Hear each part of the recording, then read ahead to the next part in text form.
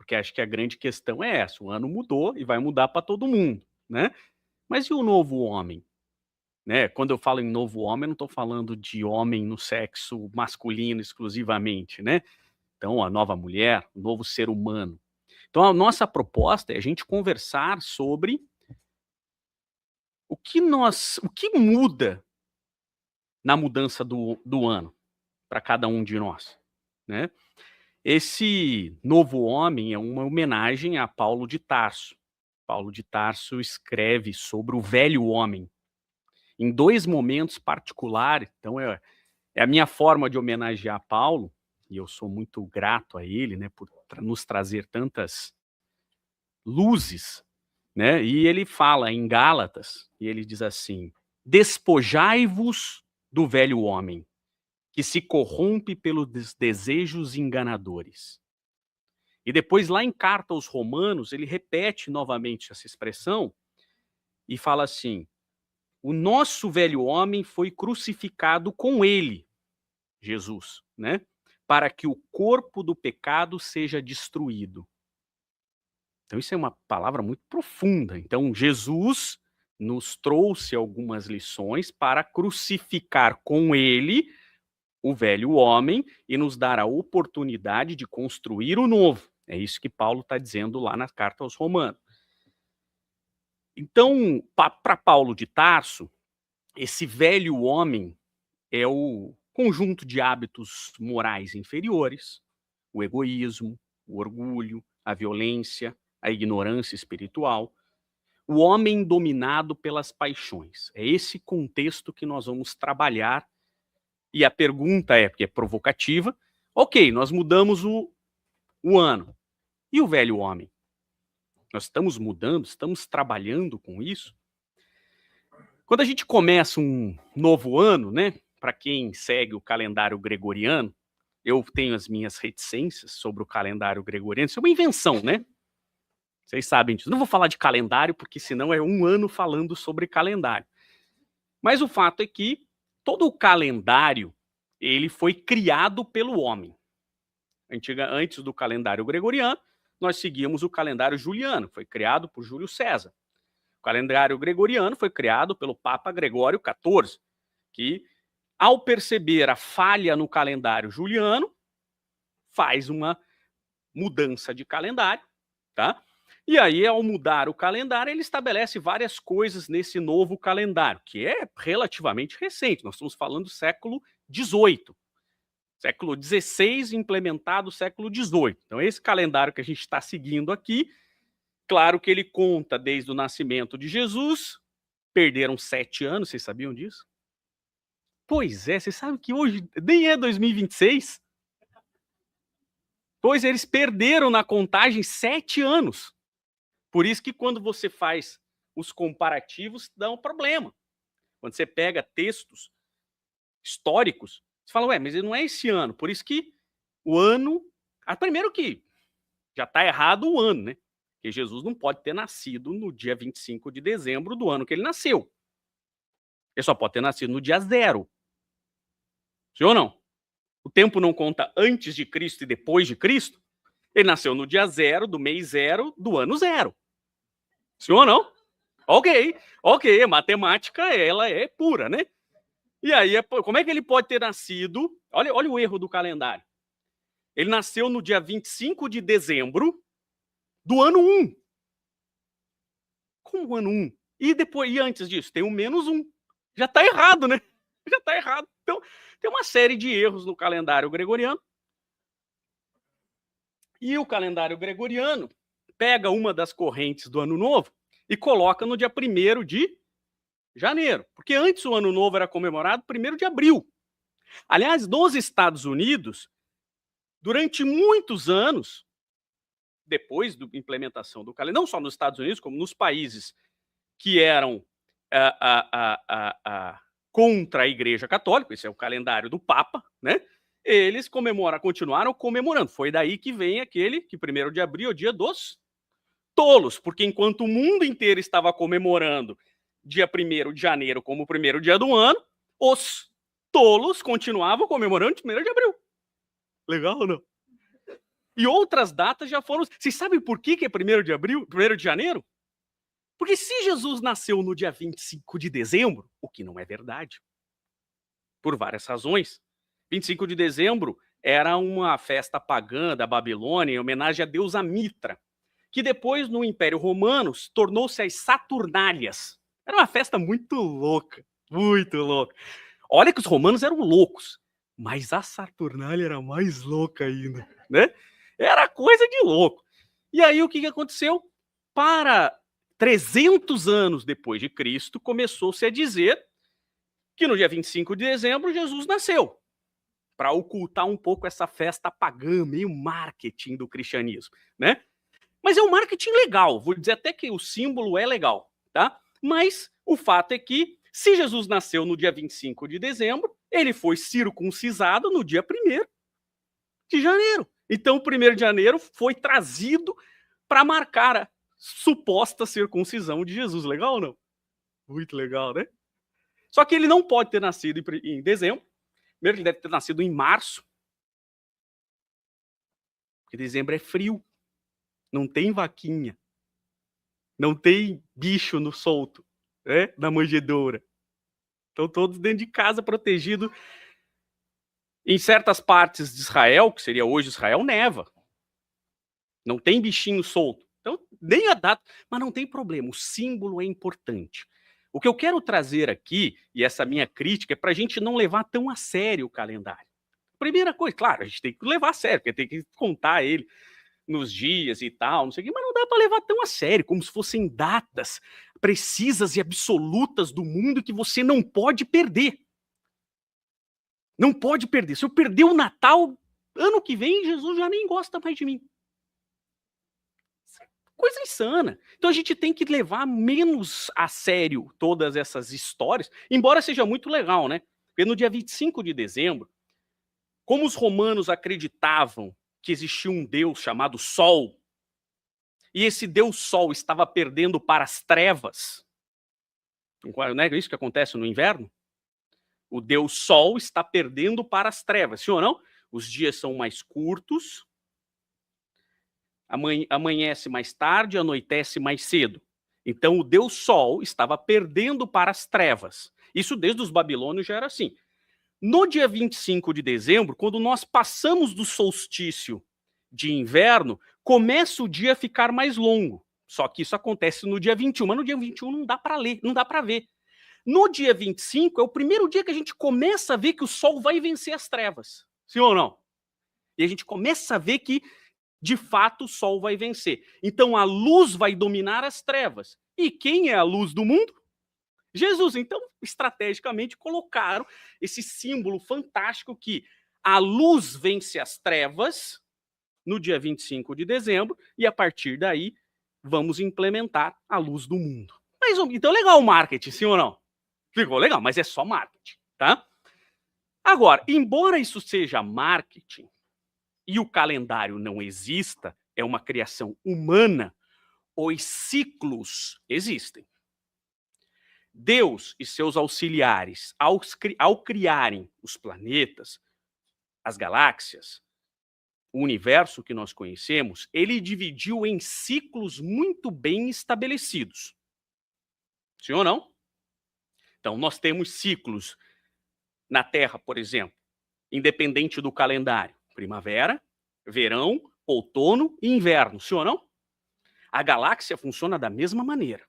Nós temos a primavera, nós temos o momento do verão, e nós temos o outono, e nós vamos ter o inverno, quando a galáxia se extingue. O que significa em outras religiões, outras escolas filosóficas, por exemplo, a respiração de Brahma, que é o momento em que há todo um ciclo se fechando. Então, o universo é feito em ciclos. Então, por exemplo, se a gente tem lá, a gente chama de um ano o movimento de translação, sim ou não? Que é o momento em que a Terra dá uma volta inteira em torno do Sol, que no nosso caso é 365 dias, 6 horas e 48 minutos. Né? Isso é. Por isso que às vezes as pessoas falam, eu vou comemorar o dia do meu aniversário na hora que eu nasci. Sério? Isso eu já tentei explicar lá em casa, mas eu sei que é difícil essa explicação. A cada ano, se você não nasceu no ano bissexto, é 6 horas depois. 6 horas e 48 minutos. Então, se você nasceu às 2 da tarde, e não é um ano bissexto, e é o primeiro dia depois do ano bissexto, você tem que comemorar às 8 da noite. E no ano seguinte, às 2 da manhã do dia depois. E no ano seguinte, você tem que comemorar às 8 da manhã do dia depois. Legal ou não? É bem louco, né? Por quê? Porque a gente tenta adaptar o calendário solar com o calendário lunar e dá problema. Por isso que muitas pessoas, ao tentar em contato com os espíritos, fazem perguntas bocó. Você vem aqui um espírito de Júpiter, você vira para ele e fala assim: quantos anos você tem? Hã? Como assim? Como quantos anos eu tenho? Sim, quantos anos tem um espírito? Que ano, gente? Nós estamos trazendo para Júpiter o calendário terráqueo. É bem louco, sim ou não? Em Júpiter, por exemplo, um ano, que seria o movimento em que Júpiter dá a volta completa no Sol, são 11 anos e 312 dias terráqueos. Legal ou não? Então você pergunta para o Júpiter, olha que coisa louca, Kardec se comunicando, trazendo mensagem, tá lá, e alguém pergunta, quantos anos vocês vivem? Aí o espírito fala, hã? Tá lá na revista Espírito, não tô inventando. Olha que pergunta bocó. Você tem tudo para perguntar pro espírito, você pergunta quantos anos ele tem. Ele vai perguntar assim, qual o calendário? Do judaico? O calendário juliano ou o calendário gregoriano? Ele nem sabe, cara pálida. Ele vai falar assim, eu tenho 5 anos. Você multiplica por 11 e vai dar a idade dele da Terra. Então, olha aqui. E é por isso que muitas pessoas ficam atreladas ao tempo, como se a espiritualidade se barrasse no nosso tempo. Marte. O ano de Marte são 687 dias terráqueos. Então, praticamente 2 anos. Vênus são 225 dias terráqueos. E Plutão? Não vou entrar na discussão se Plutão é planeta ou não. São 248 anos terráqueos. Você pergunta para o espírito de Plutão, quantos anos você tem? Ele fala, 1. Eu tenho 3 meses. Ah, então você é um bebê, eu não vou nem considerar você. Olha que coisa. Então a gente fica preso numa ideia fixa de calendário quando a gente tem que se prender aos ciclos. Uma coisa é calendário, outra coisa é ciclo. Então todo o universo, por exemplo, o ciclo de uma galáxia, que se divide em primavera, o seu nascimento, verão, o seu apogeu, outono, o seu declínio, e inverno, quando ela está se preparando para morrer e reiniciar o ciclo. E uma galáxia tem em torno de 12 a 14 bilhões de anos. Esse é o tempo que vive uma galáxia. Por isso que muitas vezes você diz assim, onde que estão os orbes que Jesus evoluiu? Emmanuel explica isso. Emmanuel está dizendo, não tente buscar, está lá em A Caminho da Luz, não tente buscar no espaço os orbes em que Jesus galgou o seu mérito de ser o espírito crístico, porque estes mundos já não existem mais. Então Jesus, para ser espírito crístico, tem mais de 14 bilhões de anos, não sou eu que estou dizendo, é Emmanuel. E a gente fica preso. Eu já vi gente na seara espírita, não, é que Jesus foi criado e evoluiu mais rápido. Como é que você sabe disso? Se nem um Emmanuel sabe. Você conversou com quem? Entende como a gente fica preso a uma bobagem? O que nós temos que entender? Né? Que existem ciclos, a encarnação é um deles. Nós temos esses grandes ciclos e os pequenos ciclos, e esses ciclos têm uma razão. Esta razão é um convite a uma renovação. Então, a partir a cada ciclo, nós somos convidados a repensar ciclos anteriores, propostas anteriores e começar um novo ciclo, sim ou não? Seja isso num ano calendário, seja isso num dia, ou seja isso numa única encarnação. Legal ou não? E quando começam esses ciclos, nós somos convidados a fazer o quê? Pensar no velho homem, sim ou não? O que no ano passado eu fiz que eu desejo fazer diferente no ano seguinte, sim ou não?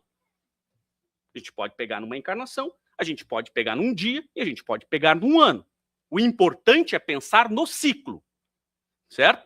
E neste momento, o que a gente faz? Promessa.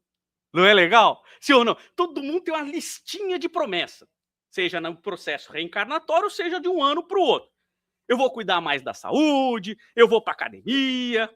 Né? Eu, por exemplo, fiz essa promessa e eu tenho ido sempre à academia. Eu vou e volto. Né? Todo mundo sabe o quanto é. Eu não falei que eu ia fazer academia. Eu falei que eu ia à academia. É diferente, já é um começo. Né?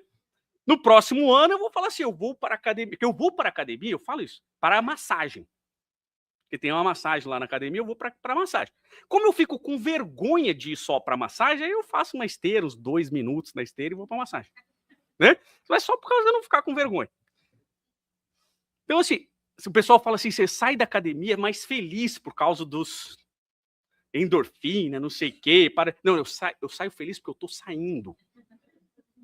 Não tem nada a ver com endorfina, tem a ver com sair dela. Né? É o ambiente mais inóspito que existe em uma academia, para mim. Né? Então, e esse é o problema da promessa. Você faz uma promessa, eu vou para academia. Eu vou ter uma alimentação mais saudável. Eu vou ser uma pessoa melhor. Isso não significa nada.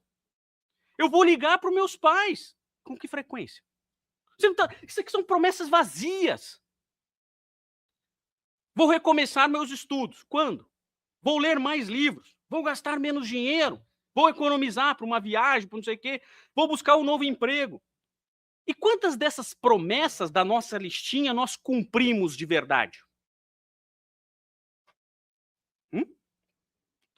Às vezes nenhuma, às vezes poucas, né? Às vezes a gente quer executar, mas falta força de vontade, sim ou não? Às vezes a gente tem força de vontade, mas falta conhecimento. Acontece comigo. No início do ano eu tô com aquela força de vontade para ir para academia, eu chego lá, olho um monte de equipamento, eu não sei o que fazer. Aí você chama alguém profissional, mas daí eu vou falar, se eu chamar, eu vou ter que fazer. Então não é melhor eu me enganar? Sim ou não? E eu olho e falo assim, eu fui até a academia, mas eu cheguei lá, não sabia o que fazer, voltei. Não é? Esse é a gente estabelecendo as nossas metas. O que eu quero mostrar é que isso aqui, o que a gente faz, é estabelecer metas vazias e arranjar desculpas para não cumprir as metas vazias. Como é que a gente pode cumprir metas? Porque eu estou falando aqui da parte simples. A parte simples é ir para a academia. Porque existem algumas um pouco mais complexas, como eu vou deixar de ser egoísta. Eu vou ser mais humilde. Eu vou ajudar mais as pessoas. Eu vou trabalhar nos meus vícios. Porque essas aqui é de um ano para o outro. Essas aqui são de encarnações. São outros ciclos para cumprir isso aqui.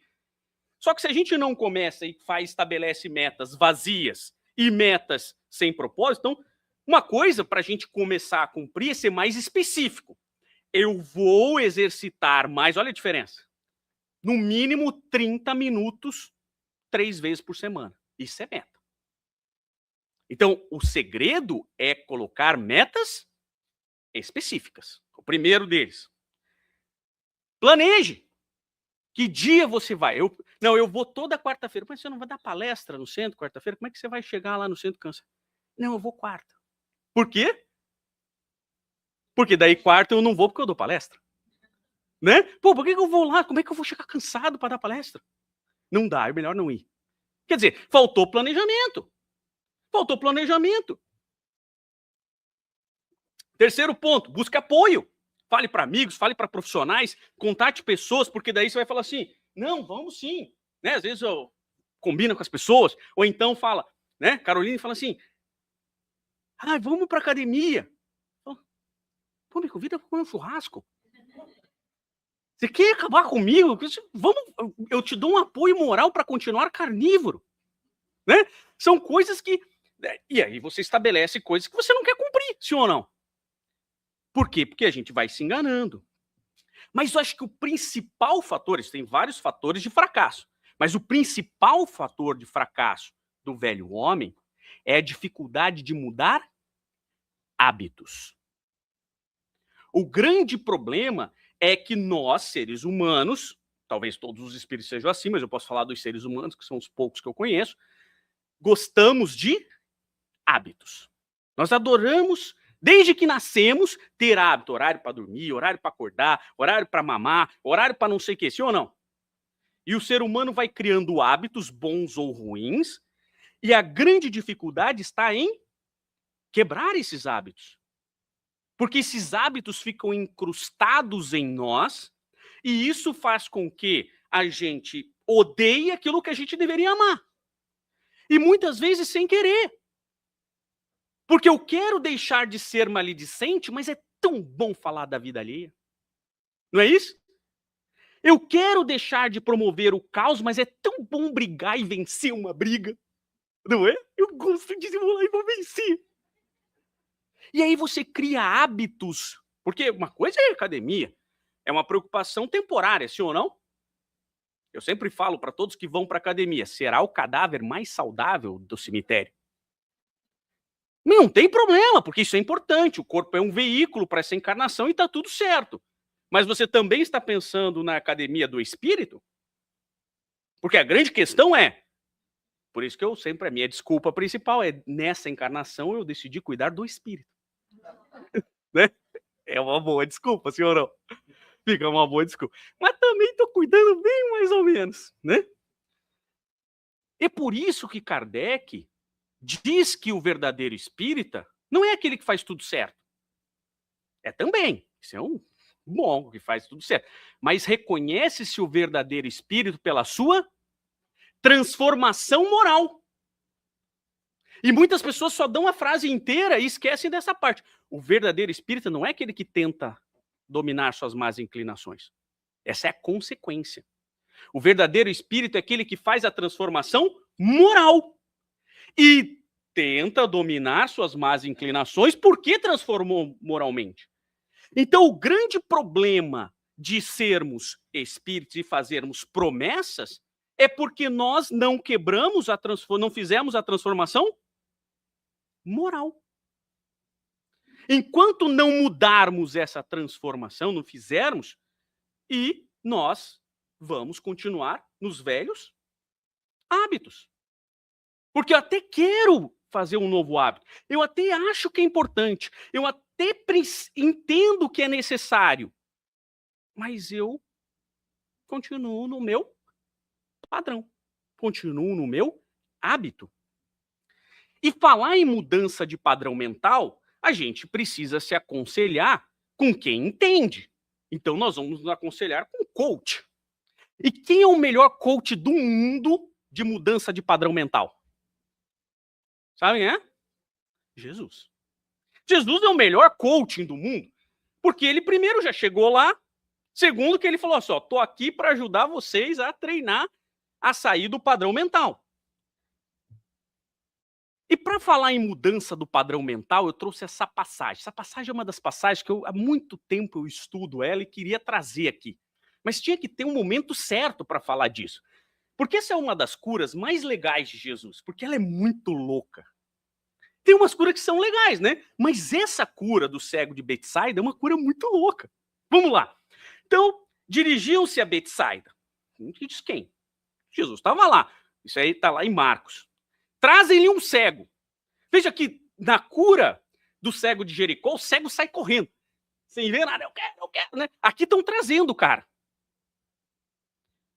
Rogando-lhe o que lhe tocasse. Quem estava rogando-lhe? As pessoas.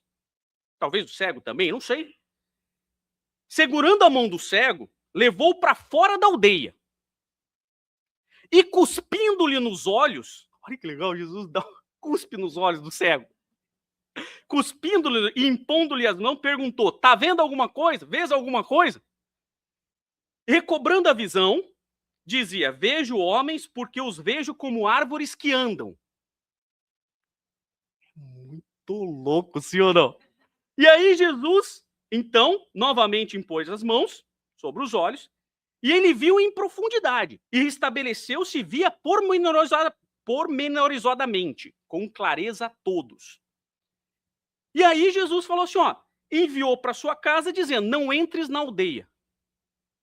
Mas o cara não morava na aldeia? Como é que ele vai para casa dele e não vai entrar na aldeia? Jesus estava bem louco nesse dia, sim ou não? Sim ou não? O cara cuspiu no olho do cego, não curou direito, porque o cuspe não estava forte. Aí ele foi lá, pôs a mão, aí o cara começou a enxergar e ele falou, ó, volta para casa, mas não entra na cidade. Você fala o quê? Joga a casa fora da cidade? Manda construir outra casa fora?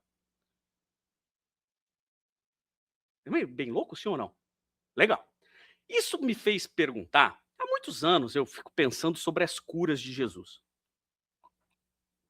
Porque existem muitas curas lá, trazidas nos testamentos, especialmente no de Marcos, mas as curas não fazem sentido para mim. Não faziam, né? Por que Jesus curava as pessoas? Porque o que define Jesus como Cristo ou Messias, né? São as mesmas expressões, Cristó, do grego, o Mexia, do hebraico, não é ele curar as pessoas, sim ou não? Muitas pessoas do seu tempo também o curavam, sim ou não? Hoje você vai aqui no Broward Health, tem um monte de gente que não é Cristo e cura também, sim ou não? E tem um monte de espíritos que às vezes abusam de pessoas, pessoas encarnadas, que abusam de pessoas, mas também curam, sim ou não? Abusam de várias maneiras, inclusive financeiramente. Então, estão longe de ser Cristo. Então, curar pessoas não é significado de ser Cristo, sim ou não? Legal. E o que define Cristo não é ele ter curado. Concordam comigo ou não? Então, a cura não significa nada para mim, num primeiro momento. Porque o que diferencia Cristo são as lições que ele trouxe e a ressurreição.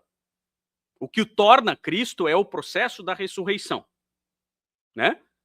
Mas mais do que isso, estou falando sob o ponto de vista dogmático, teológico, certo?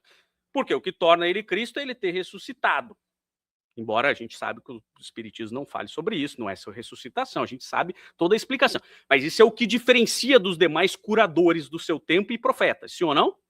Ok. Então, as curas, elas são instrumentos para alertar o povo, mas é muito pouco, sim ou não? Porque eu falava assim, tem uma característica que liga todas as pessoas que foram curadas por Jesus. Elas morreram. Então, para que curar? Se a pessoa vai morrer, o cara ressuscita Lázaro e o Lázaro morre depois. Vocês sabiam que o Lázaro morreu? De novo. Aí você fala assim, cara, mas pra que curar então? Não faz sentido isso pra mim. Tem que ter alguma coisa por trás dessa brincadeira. Não pode ser só para mostrar que Jesus curava, que um monte de gente curava, continua curando e vai curar no futuro, sim ou não? Então tem que ter alguma coisa a mais. Então esses textos não podem trazer somente um fato corriqueiro da vida de Jesus. Porque, aliás, se você quer estudar história, o pior livro de história que nós temos chama-se Bíblia. É uma porcaria. Porque eles contam umas histórias que a gente nem sabe se é verdade. Vocês acreditam que historicamente não há nem prova se Moisés nasceu ou não? Não tem prova técnica da existência de Moisés, a não ser nos textos bíblicos. Davi foi encontrado Davi, o rei Davi, aquele lá, pai de Salomão, foi encontrado uma moeda não tem 40 anos. Foi a primeira prova da existência de Davi. Então, se a gente lê a Bíblia como livro de história, tá lendo um livro ruim. Eu tenho um monte de outros para indicar. Por exemplo, você quer estudar a história de Jerusalém? A minha indicação é Jerusalém, uma história, do Montefiore. É bem melhor que a Bíblia, como história. Então a Bíblia não traz não é um livro de história. Ele é um livro que conta uma história, que pode ter acontecido ou não, para nos trazer um símbolo. É por isso que os estudiosos da Torá dizem que na Torá tem 70 faces. Porque a gente só está vendo uma história aqui, uma face. Isso não é a Torá, né? Mas o Novo Testamento segue a mesma linguagem, a mesma forma filosófica da Torá. Então, porque foram escritos por pessoas de lá. Né? Marcos, quando escreveu as lembranças de Pedro. E Pedro era um cara que estudava a Torá. Então, o texto, a figura linguística, a forma é de trazer uma informação ali dentro. Não é só para falar de cura. Então, ao meditar sobre isso, eu entendi que as curas de Jesus servem para curar cada um de nós. O nosso cego de Betsaida que está dentro da gente. O cego de Jericó que está dentro da gente. O leproso que está dentro da gente. O homem da mão mirrada que está dentro da gente.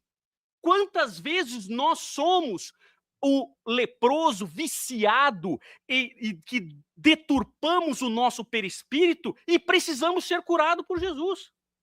Quantas vezes nós somos um cego e que nós vemos a verdade diante da nossa frente e não enxergamos?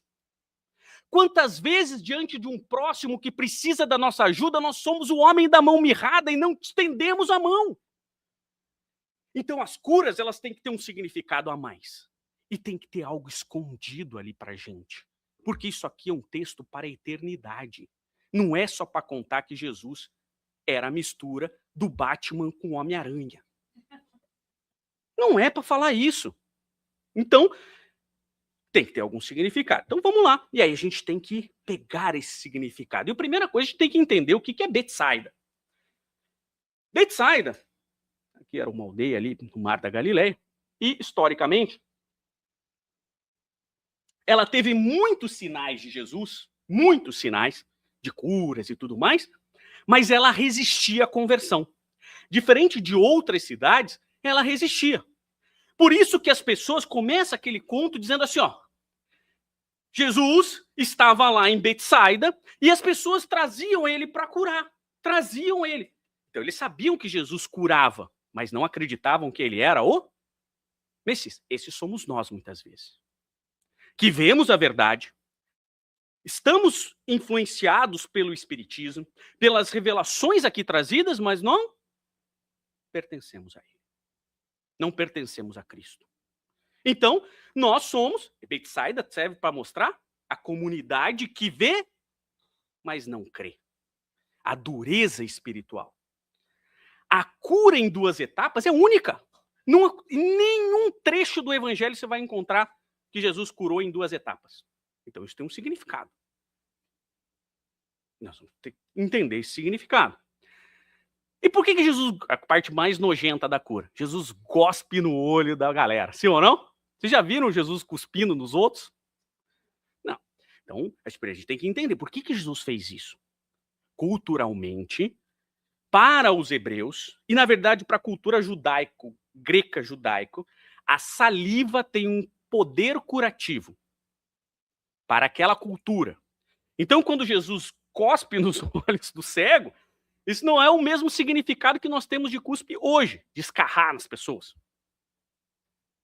Lembra? O beijo, meu amigo, é a véspera do escarro. Não é assim?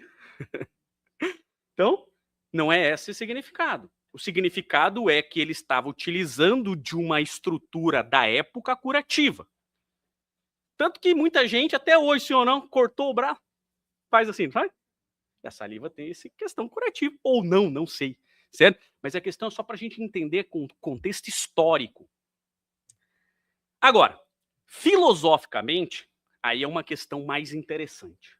Então, olha só, Jesus, eles dirigem-se a Betsaida, o lugar que eles viam, mas não acreditavam. E trazem-lhe um cego rogando que o tocasse, ou seja, eles acreditavam no poder de Jesus, mas não acreditavam em Jesus. Como o Messias, como o Cristo, certo? E segurando a mão do cego, olha que coisa linda isso aqui. Segurando a mão do cego, ele levou para fora da aldeia. Então, o primeiro passo para que a gente possa nos curar verdadeiramente é sair da aldeia. Muitas vezes nós estamos tão presos na nossa aldeia mental que nós não conseguimos a cura pela nossa prisão. Aliás, Kardec, nesse sentido, no mesmo sentido de aldeia mental, lá num texto chamado Introdução ao Estudo da Fotografia e da Telemetria do Pensamento, está lá em Obras Póstumas, ele escreve assim: cada um, em seu movimento de translação, carrega, pois, consigo a sua atmosfera fluídica, como um caracol carrega a sua concha. Então, o que Kardec está nos dizendo? Que cada um de nós temos uma psicosfera mental. Essa psicosfera mental é o somatório de todos os pensamentos que nós temos. Por isso que ele chama isso de fotografia e telegrafia do pensamento. Aqui eu trago de propósito uma figura de uma aura, e lá no cantinho o tal do cientista chamado Kirlian, que desenvolveu uma coisa chamada foto-Kirlian, que faz uma fotografia do campo energético das pessoas. Tá? Então isso é ciência. Então, aqui a gente pode chamar de aura, a gente pode chamar de campo energético da pessoa, auréola, halo vital, como Kardec gosta de chamar, brilho espiritual, atmosfera sutil, tá? Ou atmosfera fluídica, como também Kardec se refere a isso. Então, cada um de nós constitui a nossa aldeia mental. E muitas vezes nós estamos presos naquela aldeia. E aquela aldeia é o conjunto de pensamentos que nós temos ao longo do dia, da semana, do ano. E aquilo vai se formar. Mas não pense em pensamento como o ato de pensar.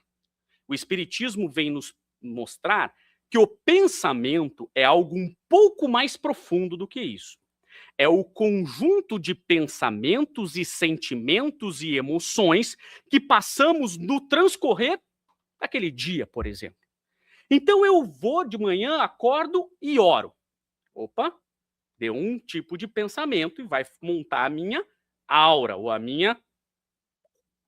meu fluido, meu corpo fluídico, sei lá, como a gente vai chamar, o halo espiritual, minha aldeia mental. Mas aí eu saio de carro, já passa um cara na minha frente, eu, senhora, sua mãe é isso, não sei o quê, pararia, eu desejo que você não sei o que lá, já vai somando aquele pensamento. Aí você chega no trabalho, encontra aquele colega que você gosta muito, e ele é chato pra caramba, e aí você já começa a pensar, e você vai formando, e você vai formando, e você vai formando a tua aldeia. E aí, de repente, você chega em casa, agora voltei pro meu lar, e a janta não tá pronta. E aí você vai lá fazer um negócio, e pararia, e não sei. Isso é a nossa aldeia mental. Então, como é que a gente vai buscar uma cura se a gente continua preso naquela aldeia? E aquela aldeia pode ser o hábito de não ir para academia, mas, sobretudo, o hábito da maledicência, do orgulho, da maldade, do egoísmo. E esse é o conjunto da nossa aldeia. Legal ou não? E olha o que Jesus está dizendo. Você quer se curar? Eu vou te dar... Porque ele é o coach, não é? Ele não é o coach da cura? Yeshua. Yeshua, o que é Yeshua? Salvação. A missão dele é a salvar as pessoas. Porque para o hebraico, o nome corresponde à sua missão. Abraão, o pai da humanidade. Yeshua, a salvação. Certo? Então, se ele é o coach da salvação, ele está dizendo assim, ó, para começar na sua cura, para que você seja salvo, a primeira coisa que você tem que sair é da sua aldeia mental. E o pior, porque a sua aldeia mental influencia a aldeia mental da sua casa. E todas as pessoas que coabitam com você, coabitam na sua aldeia mental e vão formando essa estrutura de aldeia. O somatório da psicosfera das casas do seu bairro é a psicosfera do seu bairro.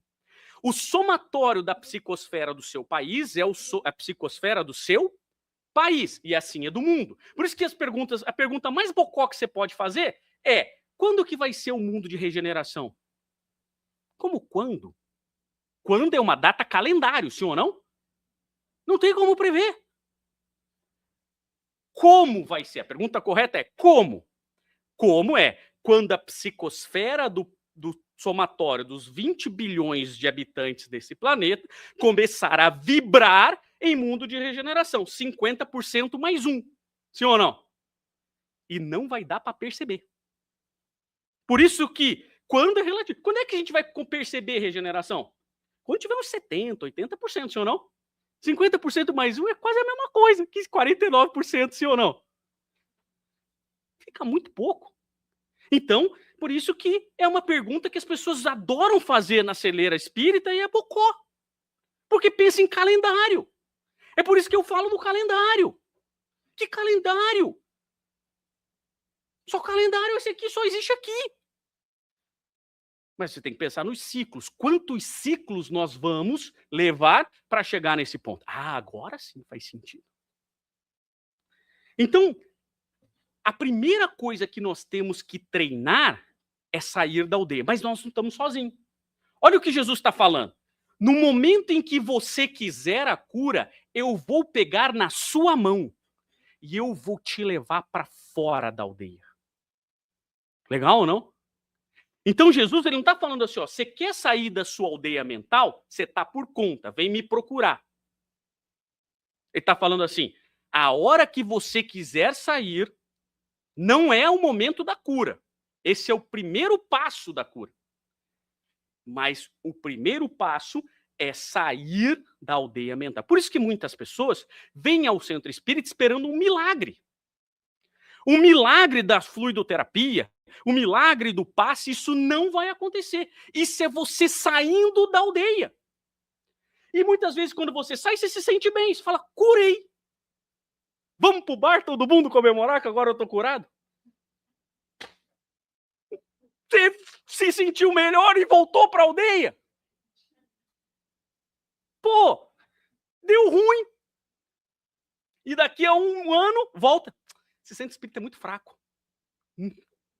Eu vim me sentir bem e depois eu me senti mal de novo.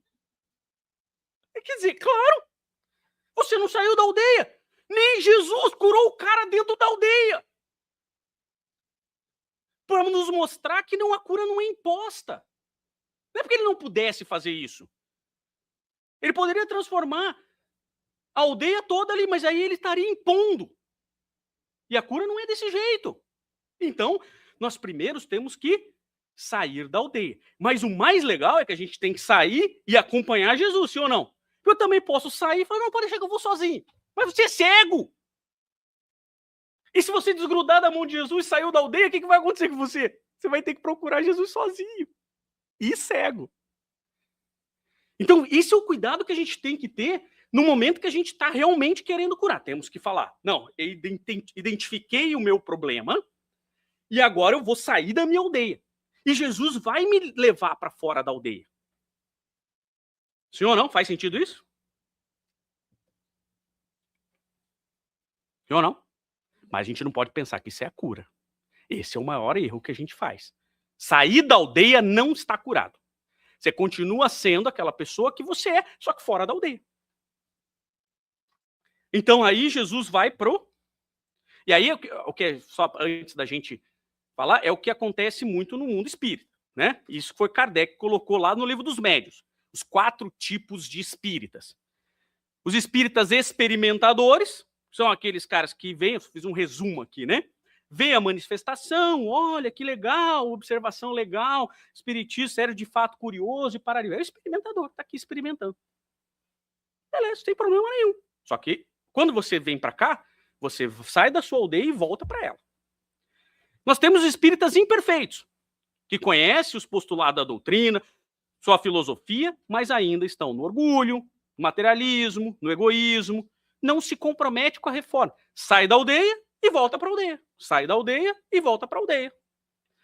Eu só mudei a ordem de Kardec aqui para a gente... E tem os espíritas exaltados, que eu acredito, e eu concordo com Kardec, o pior de todos. É melhor você ser imperfeito do que ser exaltado. tá? Exaltado não é esse que fica gritando aqui na frente, não. Exaltado é o que? Entusiasmado com a doutrina é olha, maravilha e tal, tá? Mas esquecem da fé raciocinada. E tornam-se, então, vulneráveis às mistificações, tentando converter as pessoas. Sem paciência. É aquele cara, não, o espiritismo é a melhor coisa do mundo. Aí vem uma mensagem no Facebook. Não, essa mensagem é do Dr. Bezerra, falando um monte de bobagem e fica lá no Facebook. Esse é o exaltado. Esse faz mal à doutrina. É o que Kardec fala, não sou eu que estou dizendo, não. Só que não tinha Facebook naquela época, falava outras coisas, né? Então, mas esse faz mal. Porque ele propaga a mentira, ele propaga a bobagem. Né? Eu lembro uma vez que eu estava dando uma aula, aí veio a moça e falou assim, Ayrton, lá no meu centro espírita, toda palestra, depois da palestra, se comunicava um espírito assim de luz. André Luiz, Dr. Bezerra, Joana de Ange, Francisco de Assis, não sei o quê, Parari, Parará. Você acha que isso é possível? Eu falei, acho. Só não é provável. É possível, mas não é provável. Veja, se você pegar em obras póstumas, um texto chamado Meu Guia Protetor, que é o espírito de verdade. E aí Kardec pergunta assim para ele, um monte de coisa assim, e Kardec pergunta, escuta, posso te evocar para você vir me ajudar a fazer as coisas aqui? Ele falou assim, claro. 1/4 de hora a cada 30 dias. Então o espírito de verdade prometeu para Kardec, o codificador, 15 minutos a cada 30 dias. E tem uma nota de Kardec. Durante muito tempo ele não se comunicou. Só depois é que ele passou. Então, assim, e na sua casa ele vai te ajudar a fazer compra. Tem alguma coisa errada, sim ou não? A não ser que você seja Kardec também, seja a reencarnação de Kardec, você está num outro nível. Eu peço desculpas se eu estou colocando você num nível diferente. Tá de sacanagem. E isso é o exaltado. Esse estraga a doutrina espírita. Porque o verdadeiro espírita é aquele que estuda, vivencia, aplica a doutrina, foca na evolução e na transformação pessoal, usando a vida terrena como oportunidade de progresso. Então é esse que está tentando sair da sua aldeia mental. O melhor livro para você sair da aldeia mental chama-se Pensamento e Vida. Tá? Se alguém quiser um roteiro do Emmanuel, psicografia de Chico Xavier, Pensamento e Vida. Até porque o Emmanuel, eles pediram assim para o Emmanuel, faz um livro que é uma cartilha para quem vai começar o ciclo da reencarnação.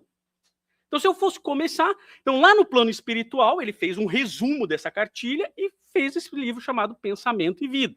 Então, ali é um roteiro para mudar a psicosfera mental. Por isso que chama-se Pensamento e Vida. Quer aprender? Está lá o roteiro, passo a passo. Cada capítulo é um passo para você fazer isso. E aí o que Kardec coloca? O homem progride naturalmente, mas não basta progredir, é preciso querer progredir. Não basta. O progresso vai acontecer, mas você tem que querer. E aí continua. Vamos esmiuçar essa parte. Entenderam a parte da aldeia, sim ou não? Beleza, é o primeiro passo. E aí Jesus cuspe os olhos, impõe as mãos, e depois a pessoa passa a não enxergar. Isso somos nós. Quando tomamos contato, somos cegos, e tomamos contato com a verdade, essa verdade é embaçada. A gente acha que conhece a verdade. Veja, isso é muito legal. O cara é pós-doutor em química. Ou melhor, o cara é o melhor químico do mundo, beleza? Não somos nós, né? Mas alguém é, sim ou não? Ele sabe 2% do universo. 2% do que compõe o universo. O cara que mais sabe química no planeta Terra sabe no máximo 2%. Porque os outros 98%, que é matéria escura, não sabe. Legal ou não? E a gente acha que sabe muito de química porque a gente lê um negócio no Facebook. Isso vale para química, política, um monte de coisa. Temos que visualizar que muitas vezes somos curados pela verdade, ou estamos no primeiro processo, mas ainda estamos enxergando turvo. Isso é um processo. A cura não é mágica, ela é um processo de cura. E se a gente não compreender esse processo, a gente vai continuar batendo cabeça e voltando para a aldeia. E dependendo do problema, é um processo de várias encarnações.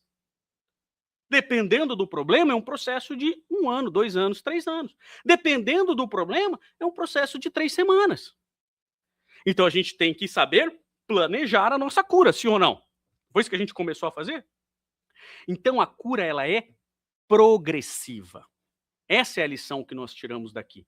Ela é um processo. A cura em fase simboliza a evolução gradual do espírito, avanços parciais seguidos de maior clareza. Então a gente vai, e a gente continua, a gente estuda. Eu costumo falar, a gente chega desesperado às vezes na casa espírita, sim ou não? Assiste uma palestra, se motiva, vem fazer o tratamento e tal. Isso é o pronto-socorro, você não está curado. É o pronto-socorro. Estabilizou, agora você tem que fazer um tratamento. O que você teve de problema? Bom, você teve isso porque você tem um problema cardíaco. Então agora você vai ter que mudar os hábitos. Você vai ter que se alimentar melhor. Você vai ter que frequentar um cardiologista, um médico, para ele poder te orientar, sim ou não? Somos nós o centro espírita. Então chegamos, estabilizou, agora nós temos que estudar, agora nós temos que ir para entender, nós temos que fazer o processo, nós temos que fazer todo um processo evolutivo, e aí a gente vai começar a buscar uma cura. Isso é cura? Sim ou não? Isso é tratamento. Isso não é cura ainda. A cura é quando você não tiver mais problema cardíaco, sim ou não? Alguns vai ser algumas encarnações, outros serão nessa mesmo. Faz uma cirurgia, faz um negócio, muda os hábitos, resolveu, sim ou não? E vai depender do teu problema.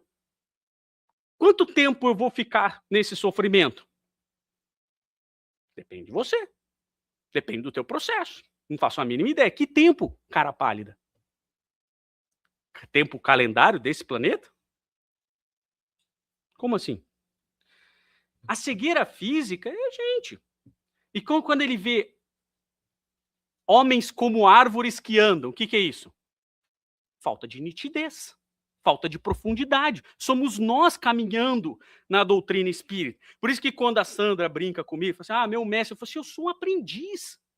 Eu sou um aprendiz, eu sou um cego de Betsaida aqui, olhando as coisas, às vezes com um pouquinho mais de nitidez, às vezes com menos nitidez, com pouca profundidade, às vezes com nitidez, mas sem profundidade, às vezes com profundidade sem nitidez. Esse sou eu. O tempo todo, tentando compreender, quando eu olho, porque o que acontece comigo é que quando eu olho essas passagens, ao invés de eu falar, não, muito difícil, não entendi nada, eu falo assim, eu preciso entender isso aqui. Aí eu fico tentando enxergar. Aí a espiritualidade me manda uma lente, aí eu olho aquela lente, porque não pense que eu estudo apenas os livros espíritas, ou eu vejo um pastor evangélico falando, eu vejo um padre falando, eu vejo outra visão, a gente vai, a gente entende, porque as pessoas vão somando tudo isso e aí eu olho para a luz do espiritismo e às vezes para eu poder enxergar na lente do espiritismo eu tenho que começar com uma outra lente. E aí eu compreendo o Kardec e falo, caraca, como ele era inteligente, eu sou burro, né? É verdade. Nós somos como o cego de Betsaida na primeira cura. Olhamos os problemas sem nitidez e sem profundidade. Carolina, quanto tempo que eu falei que eu ia fazer essa palestra do cego de Betsaida? Uns 4 meses que eu estou estudando esse assunto. Eu não posso chegar aqui e falar sobre o cego de Betsaida, porque senão eu estou falando sem profundidade. Sem profundidade. Eu tenho que ler, eu tenho que rever, eu tenho que tal, eu vou atrás, eu volto e tal, não sei o quê, porque eu sou burro. Talvez tem gente que é mais inteligente e vai mais rápido, mas eu não sou. Eu preciso caminhar, porque eu vou vendo as coisas com um pouquinho mais de profundidade. Aí eu vejo com um pouquinho mais de profundidade, eu vejo um pouquinho mais de clareza. Esses somos nós.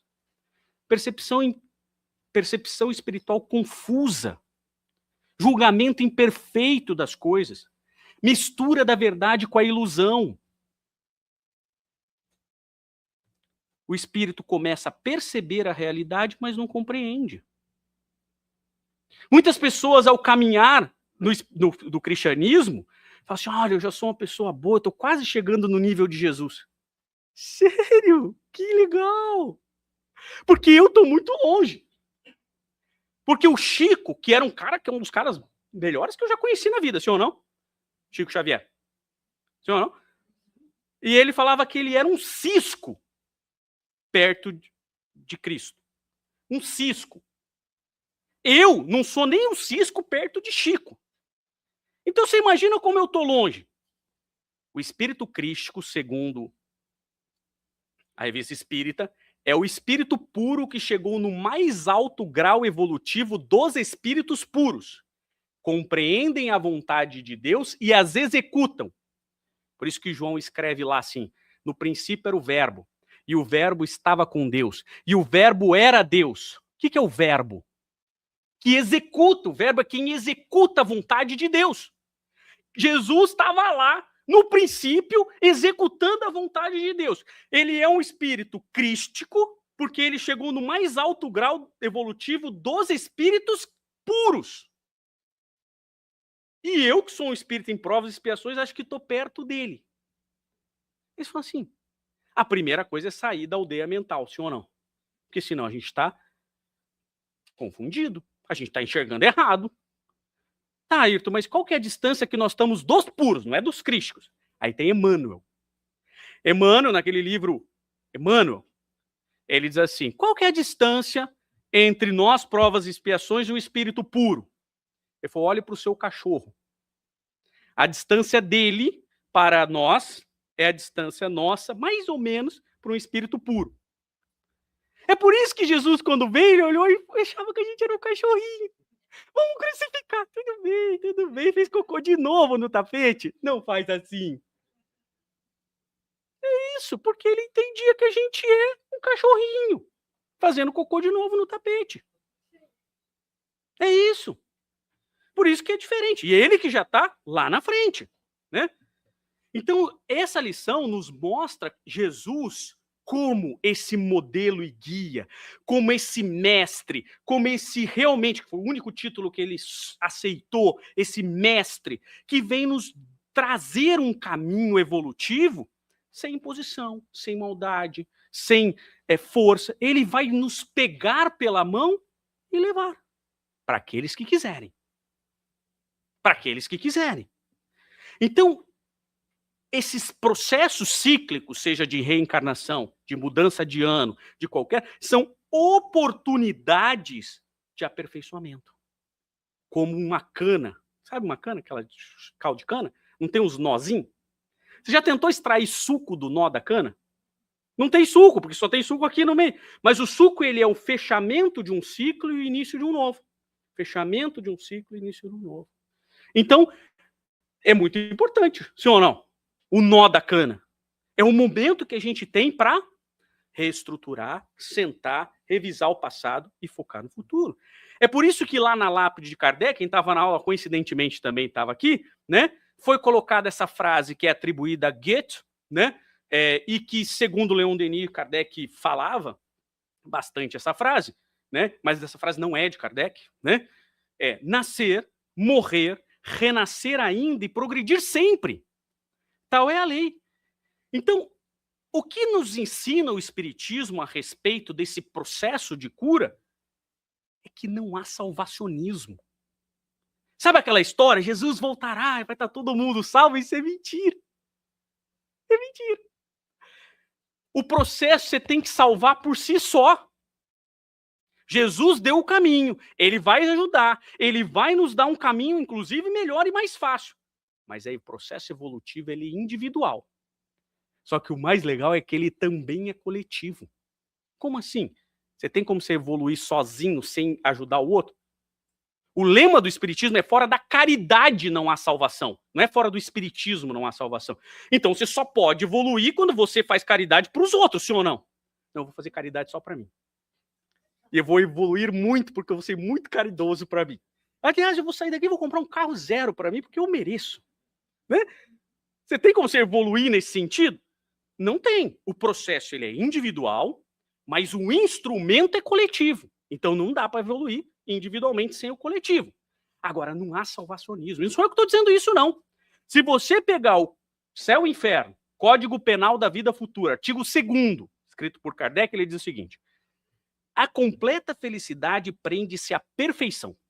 Isto é, a purificação completa do espírito. Toda imperfeição é, por sua vez, causa de sofrimento e de privação de gozo. Do mesmo modo que toda a perfeição adquirida é fonte de gozo e atenuante de sofrimento. Então, o que o Espiritismo vem ensinar com esse artigo 2º? Deus não abandona ninguém, né? O Espírito está em constante aprendizado, Jesus está ali conosco. O auxílio espiritual ele vai se renovando, ele vai ajudando e tal, ele vai trazendo você para os eixos. A visão vem com a perseverança, com o trabalho, com o esforço, com o caminhar. Então nós temos que lapidar a cada momento o nosso espírito. Jesus não vai fazer isso pela gente. Há necessidade de uma disciplina moral, vigilância de pensamento e a continuidade na reforma íntima. Esse é o processo. Esse é o processo que está aqui. Não vai ter salvação se não for por esse caminho. Jesus não volta. É um erro, é um equívoco de algumas escolas religiosas ao trabalhar disso aí. E aí Jesus conclui essa frase dizendo assim, olha, vai para casa, agora você recebeu, está enxergando com profundidade, com clareza, volta para sua casa, mas não entra na aldeia, porque você não terminou o processo de cura. O processo de cura é quando você volta para casa, mas não está mais naquela psicosfera mental. Você não volta para a aldeia. Por isso que Jesus não estava louco quando ele falou isso. Ele está falando para a gente. No momento em que nós mudamos e começamos a enxergar, não volta mais para a aldeia mental. Porque se a gente voltar, vai começar tudo de novo. Tudo de novo.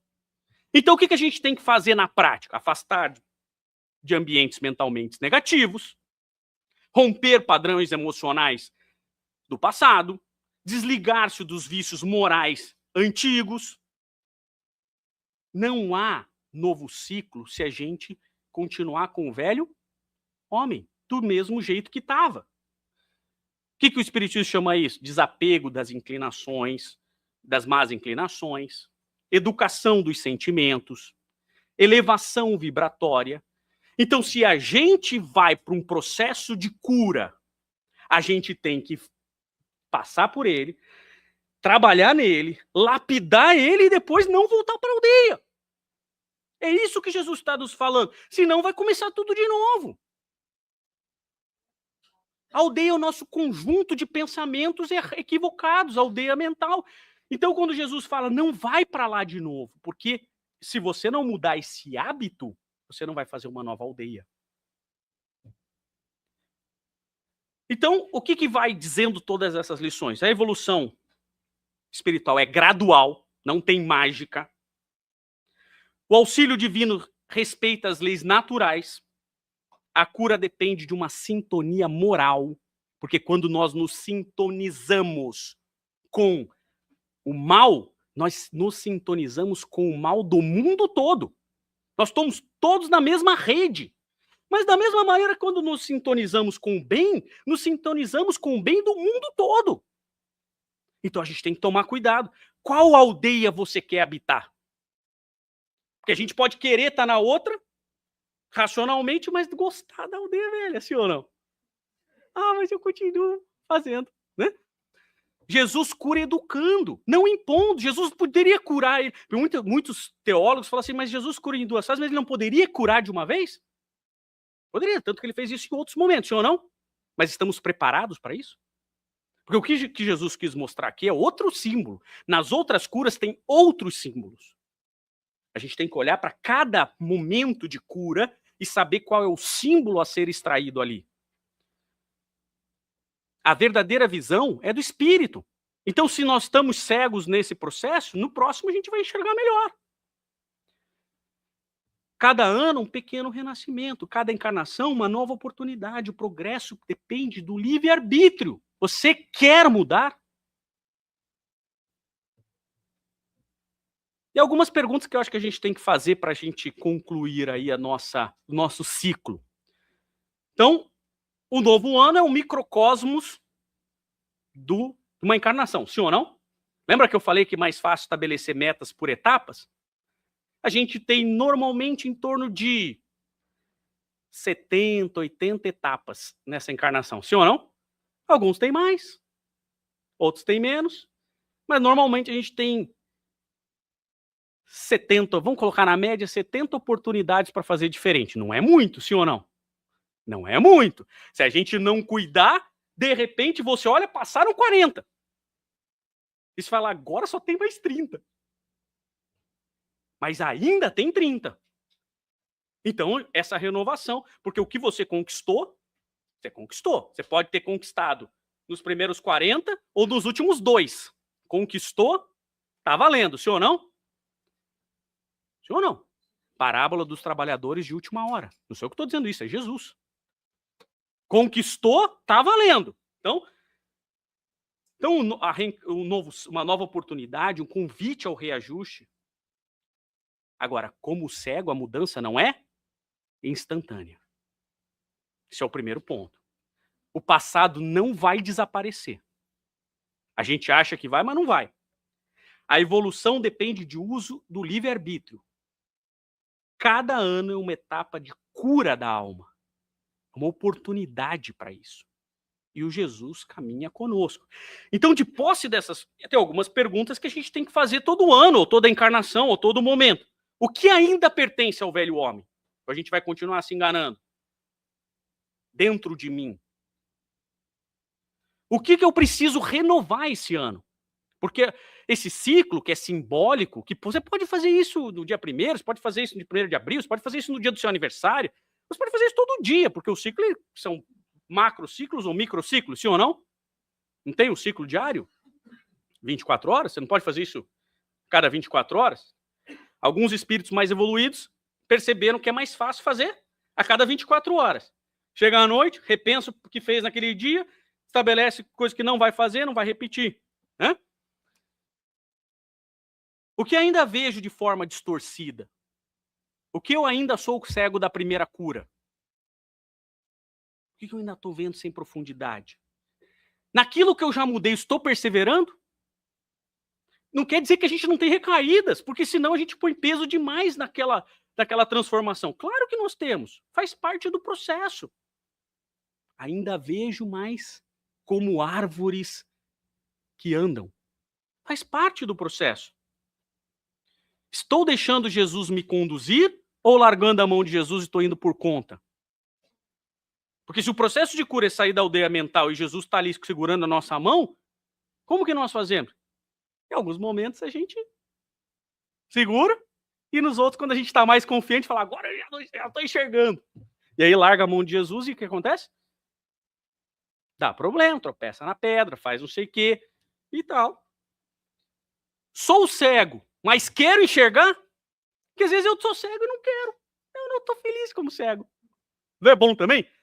Por exemplo, eu sei que o processo evolutivo ninguém vai comer carne. Isso não sou eu que estou dizendo, é Emmanuel. Eu decidi que nessa encarnação vou continuar nesse processo. Continuei cego. Tá tranquilo. Na próxima eu já vou, né? Então, nessa eu decidi. É uma decisão de encarnatória. Sei que estou errado, mas continuarei cego. Tudo bem. Vem uma dor, mas daí esse é o objetivo. Vem a dor, vem não sei o quê, vem um problema, uma indigestão. Quando você come, você fala assim, você não falou que ia ficar? Mas o processo não dá para esperar o seu tempo. A gente precisa você sem comer carne, porque a gente tem uma outra coisa para você fazer. Não, mas eu quero continuar comendo carne. Não, mas você não pode. Agora você não pode. E aí vem uma dor, vem uma doença, vem uma situação. Como nós somos donos do nosso livre-arbítrio, mas a espiritualidade trabalhando a nosso favor. Tenho metas reais no processo? Estou estabelecendo pequenas conquistas e comemorando as vitórias e as derrotas? Primeiro que as pessoas não sabem o que significa comemorar. Né? Você, como é que eu vou comemorar? Comemorar significa juntos, memorar, lembrar. Então, comemorar é lembrarmos juntos. Não é celebrar. Tá? Você pode celebrar a vitória e comemorar uma derrota, sim ou não? Aliás, devemos comemorar até mais as derrotas do que as vitórias, sim ou não? Porque daí faz a gente lembrar onde que eu errei aqui. Foi nisso aqui. De novo. Faz só umas 10 encarnações que eu erro nessa aqui, mas na próxima eu não vou errar. E erra de novo. Mas erra menos, erra com consciência. né? E aí a gente vai caminhando. Estou realmente trabalhando dos meus projetos para a eternidade? Veja, quando eu brinco, palestrando sobre academia e tudo mais, eu acho é uma brincadeira. Claro que nós temos que cuidar do nosso veículo. Nós temos que cuidar, porque isso depende, porque senão a gente vai pegar, não preciso cuidar do veículo, eu tenho que cuidar do espírito. Aí você vai lá, fuma desesperadamente, consome álcool desesperadamente e tal. O que você faz com o veículo? Diminui a quantidade de tempo. Esse é que é o problema. E por isso que o espiritismo, você quer fumar, quer beber, quer usar drogas, não tem problema, você quer usar, o problema é seu. Só que o peso da responsabilidade é o seguinte: você quer comer carne, não sei o que lá, o peso é o seguinte: você está reduzindo o seu tempo. Você tinha 70 ciclos, agora você só vai ter 60. E você vai ter que correr mais, porque você já perdeu 40. Faz sentido? Veja como o espiritismo é uma situação de responsabilidade. Não é assim, não faça isso, não faça aquilo. Assim, ó, se você fizer, a consequência é essa. Tá ligado? Tô ligado. Você quer reduzir teu número de ciclos? Quero. Você sabe que você vai ter que ser responsável por isso? Tô sabendo. Não era melhor quando era o demônio? Por isso que eu amo, eu tenho umas saudades do demônio. Eu tenho, coisa que eu mais tenho saudades era do demônio, porque tudo que eu fazia antigamente era o demônio. Então, por que você fez isso? O demônio me tentou. E agora eu tenho que encarar o daimon, o verdadeiro significado, porque daimon é o opositor. Diabolo. Tem nada a ver com aquele cara de chifrinho. Diabolo. É uma expressão do grego que significa aquele que atira ao contrário. Diabolo. Então o diabolo é aquele que eu quero acertar, mas eu atiro pro lado errado. Esse é o diabolo, que me faz atirar ao contrário. Só que ele tá dentro da gente. Então, diabolo, tá? Então, aquele que faz em sentido oposto. Então, estou realmente trabalhando nos meus projetos para essa eternidade? O que eu estou fazendo para a nossa eternidade nesse novo ciclo? Agora, para conclusão, de fato, Jesus estará sempre conosco. E esse é o verdadeiro conforto do cristianismo. Porque embora o processo seja individual, embora o caminho seja difícil, embora o processo seja de cura, ele depende daquele esforço individual, Jesus não está alheio a isso. Ele está conosco, ele está segurando na nossa mão, ele está nos trazendo para esse processo. E é por isso que ele promete para Pedro, lá naquele livro chamado Antologia Mediúnica no Natal, psicografia do irmão X, com Chico Xavier, ele diz assim: enquanto houver um gemido na terra, não me será lícito descansar. Então, a grande questão do cristianismo é que antes nós caminhávamos para esse processo como cegos sozinhos. E com Jesus nós caminhamos como cegos, numa perspectiva de cura, mas com o Mestre. Ele segura na nossa mão e nos leva para fora da aldeia, mas nos fala: eu vou te curar, mas não volta para a aldeia, senão eu vou ter que te buscar de novo. E eu vou fazer, mas isso é tempo perdido. Por isso que não basta ver melhor, é preciso ser melhor. Com Cristo, é preciso ser melhor nesse processo. Muito obrigado, um feliz ano novo para vocês.